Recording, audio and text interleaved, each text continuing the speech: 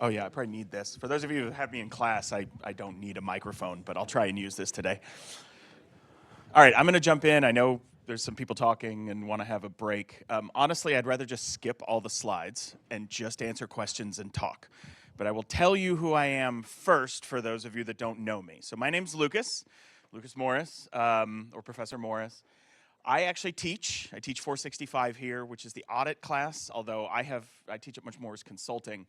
My day job for 20 years, I have been a cybersecurity consultant. I have done everything from run a multinational team of over 100 people as one of the owners of a company, to being a partner at a consultancy. I've been the chief information security officer of one of the largest banks in the US. And like I said, I teach here. So I have been doing career fairs for probably about 17 years.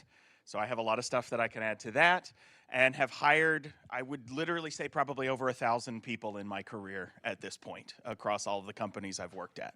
So I put together slides just in case no one asks any questions. But for anyone that knows me, I am blunt. I am also at a smaller company now, Security Risk Advisors. We're also fairly involved in campus.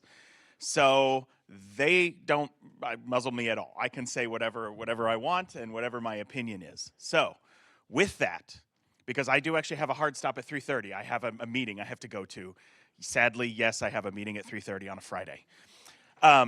Not usual for me, but got some stuff going on with a client this week that's a little crazy. What questions do you all have? It sounds like you have gotten a lot of, I sat through the last talk, and that was great. I have plenty of stuff that I could add to it, but does anyone have any questions? Otherwise, I'll pontificate on my weird slides I made in 20 minutes earlier this morning. Yeah. What skills for so I'm guessing you probably don't have a specific team at this point in your career that you're hiring for, but what broad stroke skills are you expecting everybody to come into the workplace with? And what are you upset when they get there and they don't have it? Okay, so the question was, what are the broad skills that I expect people to come into the workplace with? Very, very broadly, I expect you to be able to communicate and work with others. Now, the real question is, what does that mean? We just got a good answer of what are behavioral questions. That's where those come into play. The truth is, college does not teach you how to do your job. It never has, and I'm sure someone is going to get mad at me for saying this, but what it teaches you is it builds the foundation so you can learn how to do your job. You're not going to need to know what the various parts of the TCP header are, or how to do encryption by hand or other things. But what you are going to need to know is how to implement these things, and the best way to know how to implement it is to have done the low-level work first. So that's what we teach you here. But another big piece of that is there is not a single person that I know, and I've asked, across the industry of cybersecurity, as well as all of the other people I know in all the other industries, that doesn't have to talk to someone. I have friends that are vulnerability researchers that they sell online. They still have to talk to people to show them how it works. Right? I'm in consulting. Talking is what I do all day long. By the way, I'm an introvert. Nobody believes me, but I am. And you're going to have everything in between. So being able to effectively communicate and tell a story, that's what I'm looking for. Because whether you're a software engineer writing things or building requirements, working with a project manager, all of that, that's number one. Number two is time management skills. Every one of us is going to be expected to do more with less, to, figure out the 12 other fucking buzzwords that people have. And being able to manage your own time and manage the time that other people are asking you to contribute is important. So some of that is as simple as, when you're new, saying no. I don't have time to do this. Or more importantly, when I have people come to me saying, I'm too busy, I don't know how to do this thing you just asked me to do, I'll usually take that thing, and then a week later I'll go to them and say, okay, give me a list of everything you're doing, let's prioritize. But they have to know to come to me and say, please do this, or I can't do this. So time management is also very important, because you're going to want to say yes to everything, and you can't do that. And then the very last is the ability to document what it is you've done. And I hate writing documentation as much as the rest of you. but we all have to spend our time doing it, because whether or not you're an auditor or a software developer or a pen tester, which that's what I did for most of my career, was pen testing, or any of the in between, you either have to tell someone what you did, or you have to show someone how you did it, or you have to document your code, or you have to document how it fits in. So being able to write coherent documentation and communicate in the written language is also really important. Yeah. Along with the importance of having these communication skills and confidence skills, is that something you would say to have like a section on your resume for, or is that something you would just like talk to someone at career fair about? Okay, so the question was, would you put something like that in your resume or not? So I'm not going to repeat this, right? There are 3 stages to getting a job somewhere. There's either getting your resume in a system or the career fair. Career fair is what we're talking about today, so I'll focus on that. Then there's doing the interview, and then there's passing some sort of technical bar. Sometimes those happen in different orders, but generally the career fair or getting in the system is going to be first. Your resume solely exists to go up to the first step and into the second. And how do I put this? It will be blatantly apparent if you have those or not during the career fair. So don't waste your time putting it on your resume. Don't put something on there that says, oh, I took a communications class and I'm really good at writing. No. If you like writing poetry in your free time, put that on your damn resume, because that makes you unique, right? That is the cat app of things. You should absolutely do that.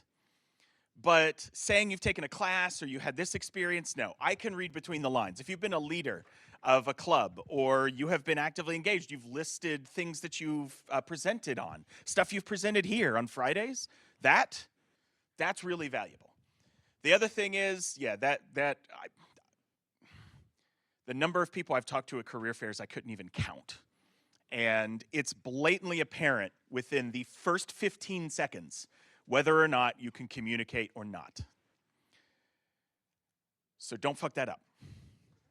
I have no way to put that other than just don't mess it up, because getting that elevator pitch and that elevator speech, which I did actually make a slide for this, is really important. Oh yeah, there is a cat. Look, all interviewing and getting a job is telling the story of you. That's all it is. So have multiple versions of the story of you. Your elevator pitch, you've got 30 seconds to catch my interest. And yes, I am probably talking to 100 or 200 or 300 people that day. So your resume is going into a pile. And at SRA, we have 2 piles. The we'll go through this pile and see if we want to interview them, or the no pile. And we don't tell you which one's which. So you have 30 seconds to catch my interest. Tell me about something you've done. I love the idea of, hi, I'm Lucas. I have been in consulting for 20 years, and I am really interested in pen testing. I'd really like to talk to you all because I see you're a pen testing company, right? Then you hit the trifecta. Who am I? What is it I'm interested in? And I know here is why I think we're a fit. That's what you should focus on. All right, I circled all around your question. I'm sorry.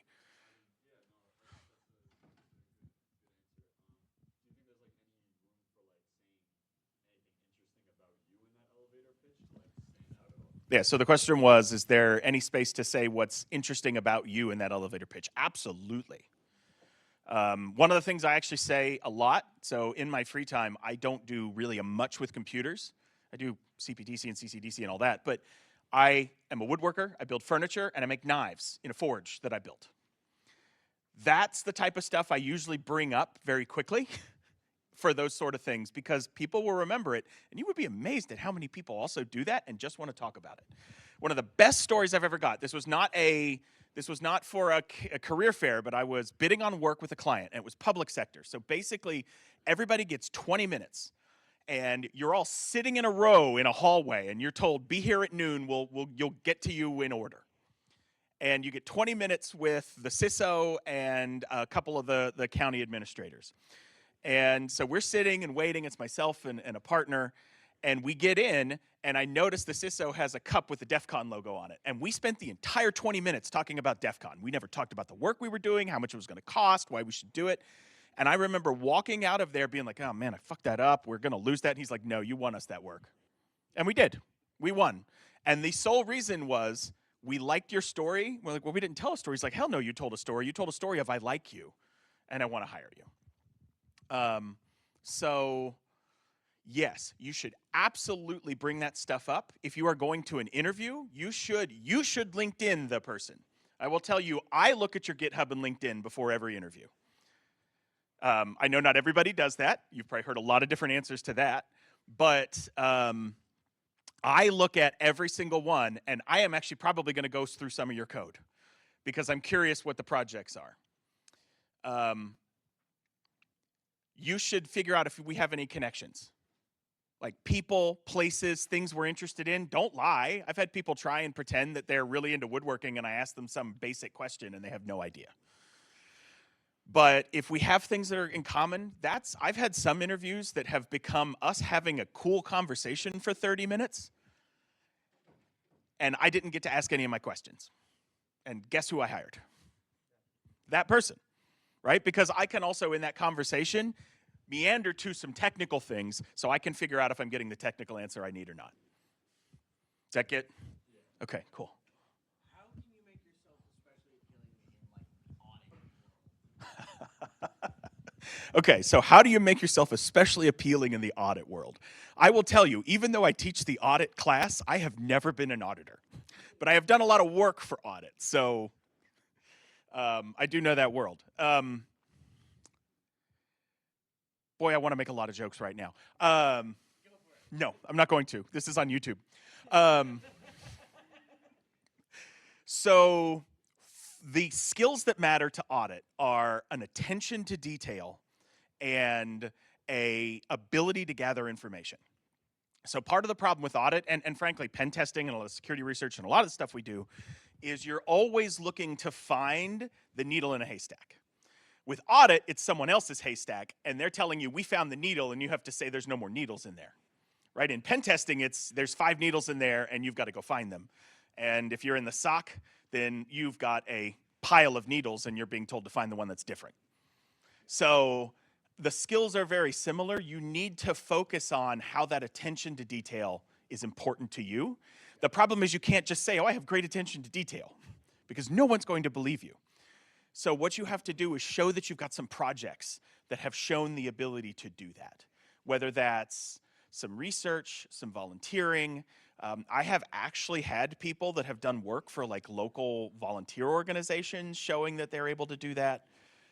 Any of those things that's different than just I took this class or I did this, thing that's everybody's done. It's hard. It's very hard. The other way to do it is, frankly, when they go for an interview, ask them a lot of questions about it. I've actually had someone at my last firm, we had an entire audit team, and they looked for that when they were hiring people, was how many questions does that person ask? Because that audit group spent all of their time asking questions, and they wanted someone that naturally did it.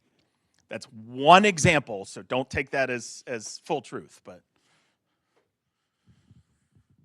yeah. Have you ever talked to someone at a career fair and then they walked away and you're like, that's the worst thing that's ever happened to me? Okay, so the question was, have I ever talked to someone that is the worst thing that's ever happened to them or to me?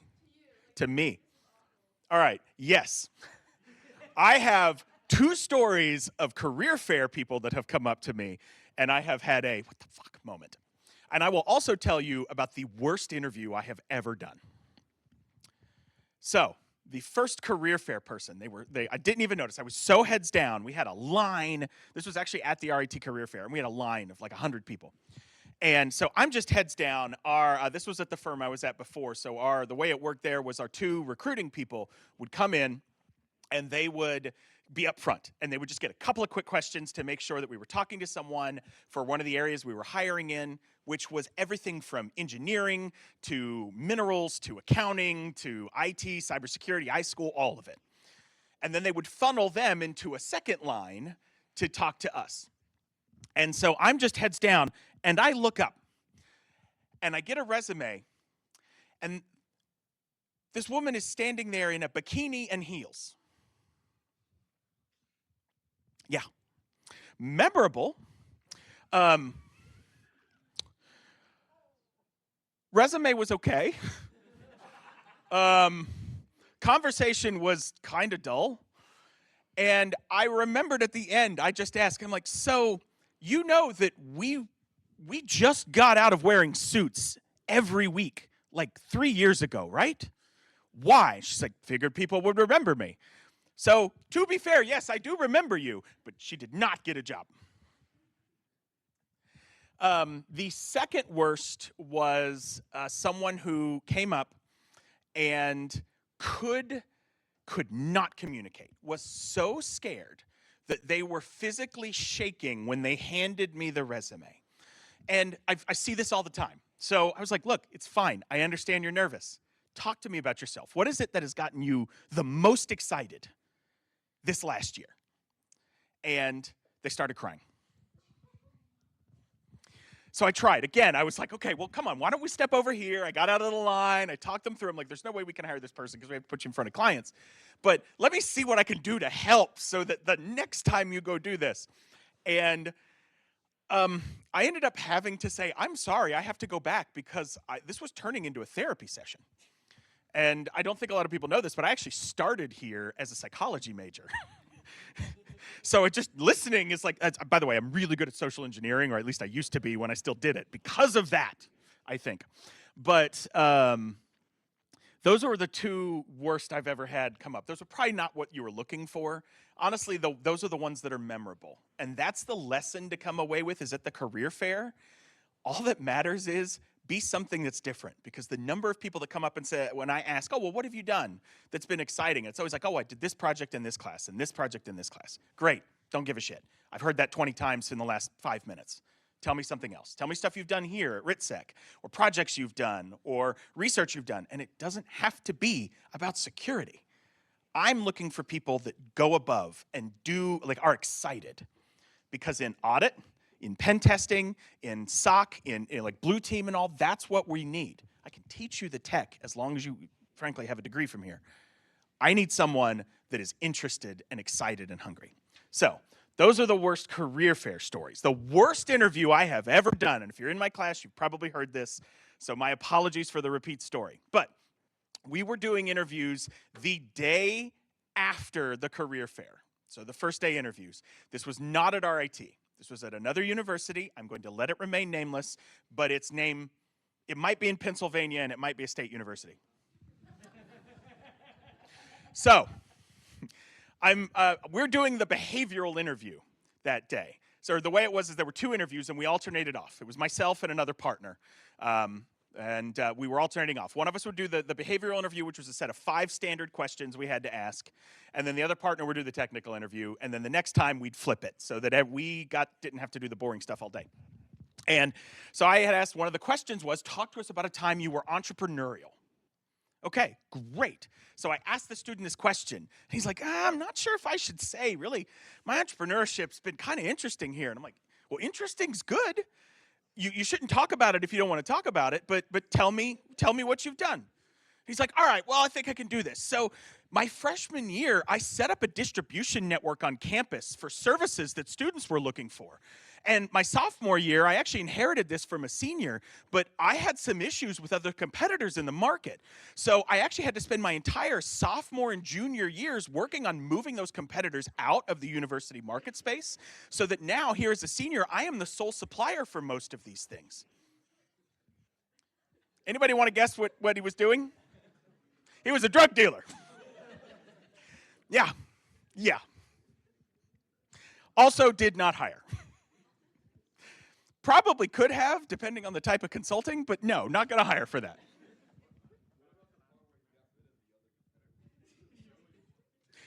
Look, sometimes you get to a point in your life where you learn not to ask more questions. I've done enough work for the government to know that was not a question I was asking. All right, I got about 10 more minutes. What other questions do you all have? Yeah. Would you consider selling yourself more important than like your resume? Because I'm a first year, I don't really have like anything on there. Yeah. But I'd still like to get like a base level like internship with SAR. Sure. Okay, so the question was, do you consider it more important to sell yourself or your resume? So you need to look at this differently. Those are the same thing. Your resume and you are the same. They both tell the story of you. That's everything that you need to do, whether it's an elevator pitch, whether it's your resume, whether it's your interview. All of that is just coming down to what is the story of you and why does it connect to the place that you want to work at.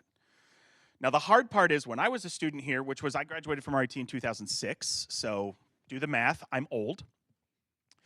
But we were in a position where people were coming to us. And so I didn't have to customize my resume.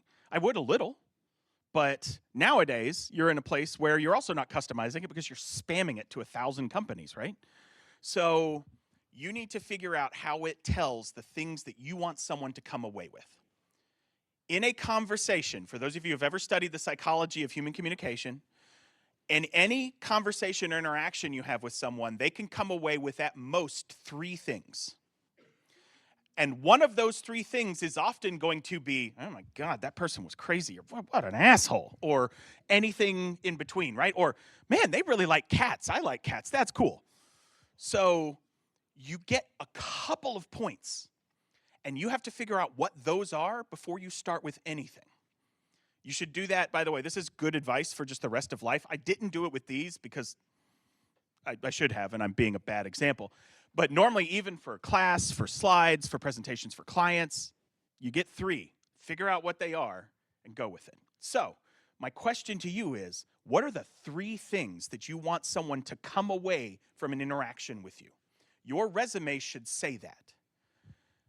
For me, I will tell you in my resume, right, the absolute top is my career experience because I can put some cool shit on there. But immediately following it is my industry involvement because I've been on CFP boards and done conversations and lead competitions and other things, right? So the things I want people to come away from my resume are, I'm an established executive and leader, I'm still technical, see the industry stuff I do, and then the third is, I'm an interesting person and can talk with people. So actually at the very bottom, there's an entire blurb, almost half a paragraph of the things I do in my free time outside of like woodworking and metalworking and brewing beer and other things. Those are my 3. And I designed the entire thing around that. You should figure out what yours are. The other thing is, as a freshman, you're correct. It's going to be hard to get a co-op or an internship, but not impossible. But what I will tell you is, at SRA, we actually will put freshmen in the yes pile and then go back later and be like, man, we need to keep in touch with this person so that we can hire them in a year or 2.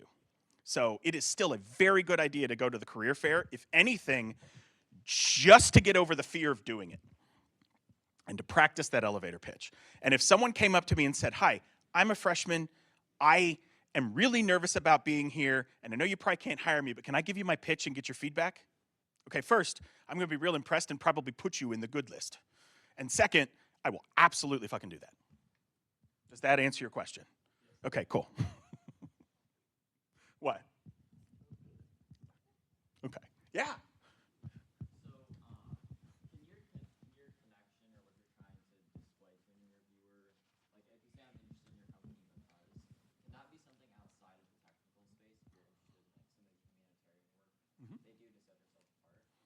So the question was, if you're trying to make a connection in an interview, can some of the connection you're trying to make be for the non-tangible things that maybe a company's doing? Culture, humanitarian work, other pieces.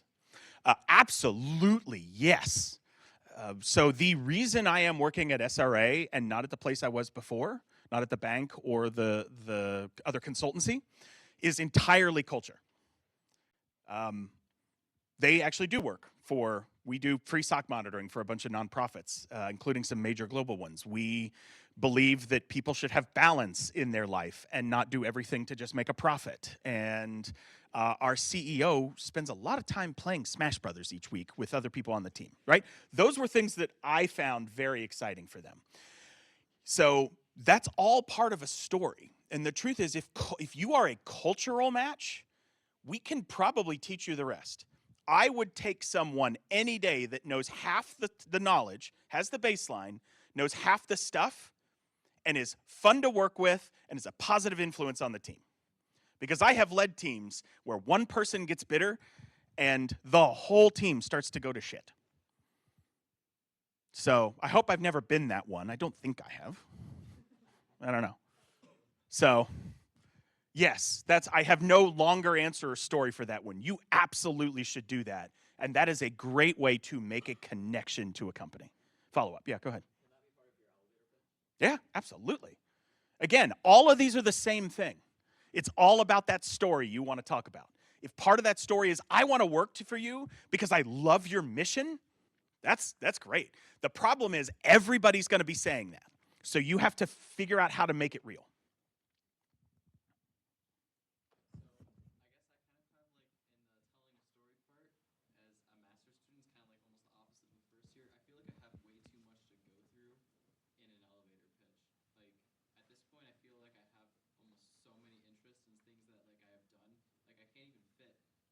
Quarter of the projects on my resume. So, I mean, in the end, it's really about trying to just really hone in on what you're trying to get and where you're trying to go and figure out what I want to do, I guess. So Is that just your biggest piece of advice? Yeah, so the statement was as a master's student, I feel like I have too much to put in. How do I fit it all into an elevator pitch? The answer is very simple. You don't. So figure it the fuck out. The better answer is that you have a limited amount of time and a limited number of things, right? So the first one is, I know this is a bit of a hot take. I don't look at the second page of resumes unless you've basically cured cancer. Period, end of story. And I know most people that are more than 3 or 4 years out of school are in the same boat. So if you have 2 pages, don't. I just moved to 2 pages 2 years ago. And I feel really weird about it. And it just feels odd. So figure out what's most important. Maybe you need to customize your pitch and your resume to the place you're going to because your experience may differ. I have interviewed people that have come out of schools that have spoken at DEF CON and written tools that everybody's used. And great. Honestly, I had one person submit a 3-page resume, and when I said, I'm not going to look past the first page, talk to me about what's important in the second and third, they're like, oh, well, I've done enough that you should look at all of the pages. And if you can't do that, then I'm not going to work for your company. Notice nose in the air. I'm like, okay, cool. Nice to meet you. Thanks. And I put them in the no pile. I can't work with that person. And frankly, there are people on our team, there were people on the team at that place that person was quoting their work and would have massively looked up to. So I'm going to come back to, too bad, figure it the fuck out. I hate to put it that way, but it's really what it is.